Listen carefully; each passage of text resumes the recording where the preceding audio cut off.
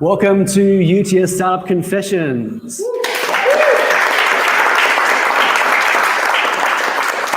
Thanks.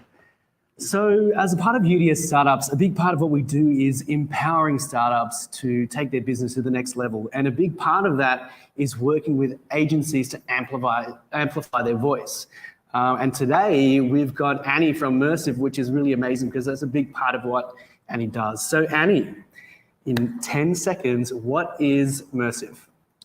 Mercif is a digital agency for startups and small businesses. So we manage anything from social media content, strategies, websites to apps.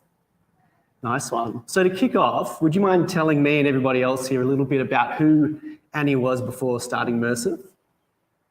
That's a good question. So I started working at about 13 years old.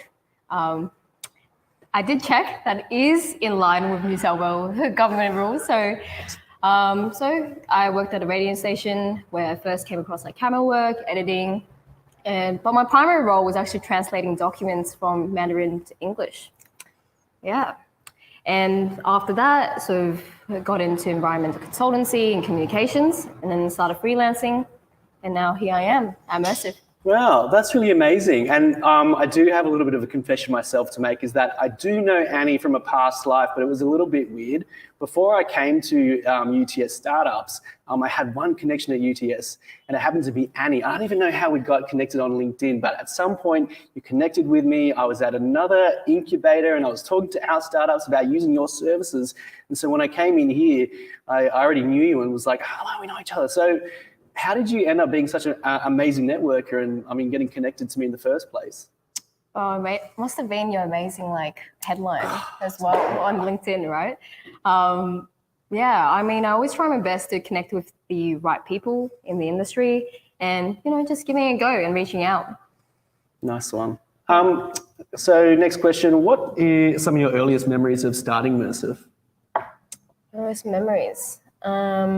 So we started off focusing on customer experience and design, which I soon realized that wasn't really my background. So yeah, it didn't really make sense. So we sort of moved more into marketing after that. Yeah, nice one. And you've started to work with, in that space, quite a few of the startups within UTS Startups right across that. What's it been like working across such a broad group of businesses? I would say it's been a great experience. I get, through working with so many different businesses and startups through different industries, it helps us really understand how to apply different metrics to different startups across other industries. So we have two different streams. Startups are entirely different from small businesses, right? But what we've learned from startups, we've been able to apply that across small businesses. So yeah, in turn, it just help everyone else grow. And we were talking a little bit before about no-code or low-code solutions that people can use. What are your views on using them, and what are the kinds of questions that you're getting asked by the groups you're working with? Well, I think the biggest question that I've been asked is, should we use no-code for our app? And I don't have a simple answer for this. I think that no-code is going to become huge with startups, and we can already see that with Bubble and everything. And I think that for simple MVP, no-code is a great solution, especially when you don't have the resources to hire a developer from overseas or get a CTO on board as well. So it's a viable solution. Yeah, and thinking about things like there's AI is becoming much more prominent in this space as well. Are you starting to what are the kinds of things that are getting brought to you at the moment in that space with the businesses you're working with? So we've had a few AI startups come up to us, some in the image AI space and some in the sort of copywriting space. And yeah, that's been interesting. We use a lot of these tools ourselves, to just streamline our services. For copy.ai, ChatGPT, I think it's been a great way to just incorporate that to further expedite our services and just decrease the amount of lead time. Yeah, nice one. And I just want to think about when you were first starting it, what was some of the ingredients or the recipe to your early success, or when you were overcoming some of the early issues with starting the business? I mean, early issues that we came across was that trying to achieve perfection, like trying to get everything right at in the very beginning, especially with our own like sort of social media and our website. We wanted to showcase like the best side of ourselves, and yeah, I think we took that to another level of like doing that. But I think that also helped in the sense of like the clients that we worked with. We made sure that hey, we're doing the best that we can to provide the best experience and best results. Yeah, because it's kind of like when you're in this space, everyone's trying to do everything themselves, but they just get so like extend themselves so far beyond what their capacity is that nothing really gets done right. And that's part of the value of coming to a group like yourself, right? Yeah, that's right. I mean, agencies aren't for everyone. I'll say that first as an agency owner myself. But if you are looking to scale fast, move fast, then working with like someone or an agency to help you do that will get you to market faster. Yeah. Random question. Yeah. Like what would be one of the coolest things that you've worked on or like you would kind of like to throw out there and share with everyone today? Well, all of the startups and small businesses that we worked with have been incredibly unique, like anywhere from food to like, anywhere from food to like Web3, crypto payment systems. That's a hard one. Yeah, that's a really tough one, Morgan, actually. Yeah. I would say it's actually Market Life. It's a buy and sell marketplace for students. That's where we've been one of the most interesting experiences for us because we've gone from like the very beginning to now. So we've been with them for like the last year.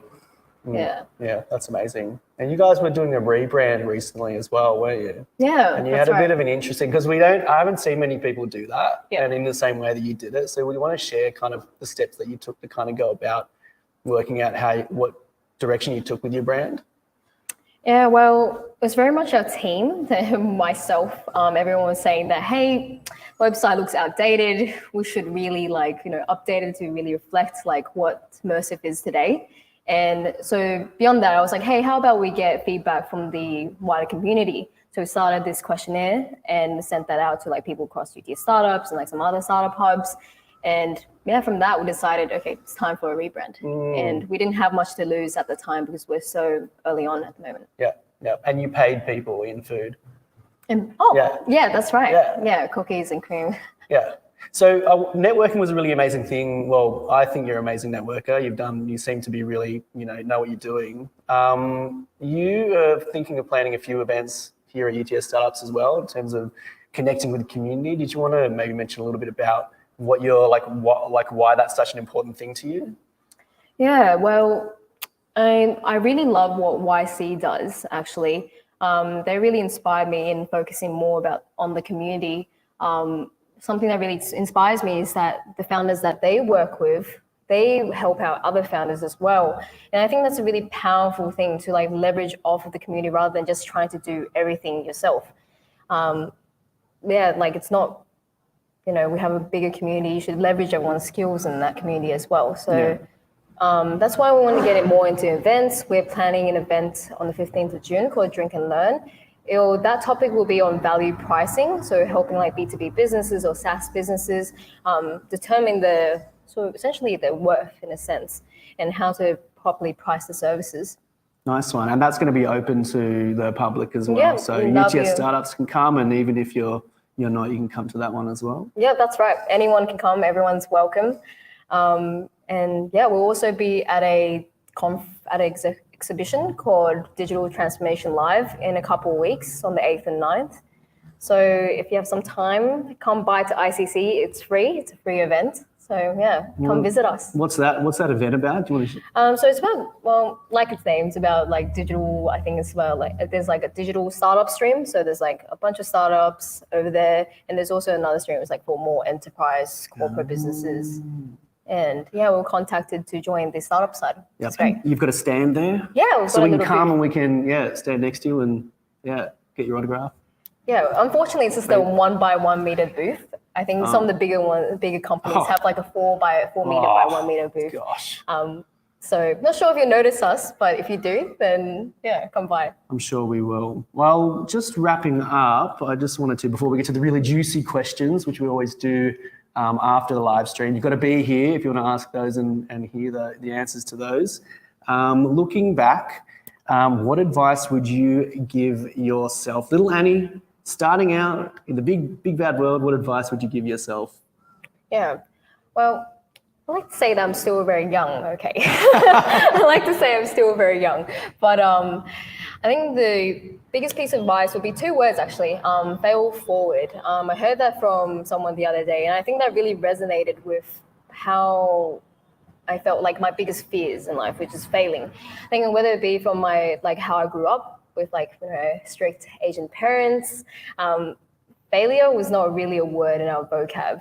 I had an older sister, she was a high achiever, and yeah, I always felt like, oh, I can't possibly fail. Like I need to constantly succeed, and yeah, it wasn't very realistic. I soon I hit my head down on the paper, and I realized oh, hey, I'm already failing.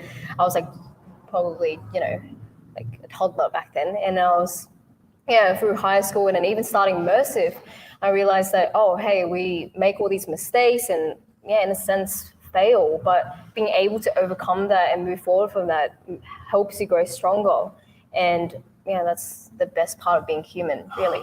Brilliant. And one last thing, what's the one thing you want everyone to know about Mercif or about entrepreneurship before they leave today?